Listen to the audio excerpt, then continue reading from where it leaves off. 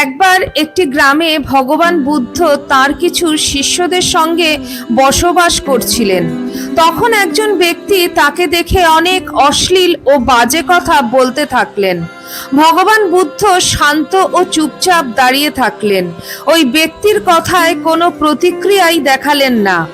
যখন ওই ব্যক্তি উল্টোপাল্টা কথা বলতে বলতে ক্লান্ত হয়ে চুপ করে গেলেন এবং চলে গেলেন, তখন একজন শিষ্য খুবই কৌতূহলী হয়ে জিজ্ঞাসা করলেন ভগবান বুদ্ধকে, ভগবান, আপনি ওকে কিছু বললেন না কেন?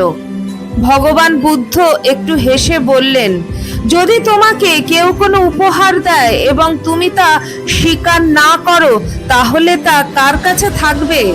শিষ্যটি বলল, যে দিতে চেয়েছিল তার কাছেই থাকবে। ভগবান বুদ্ধ তখন বোঝালেন, ঠিক এরকমই যদি আমি তার ওইসব বাজে কথা স্বীকার না করি, তাহলে সেটা তার কাছেই থেকে যাবে।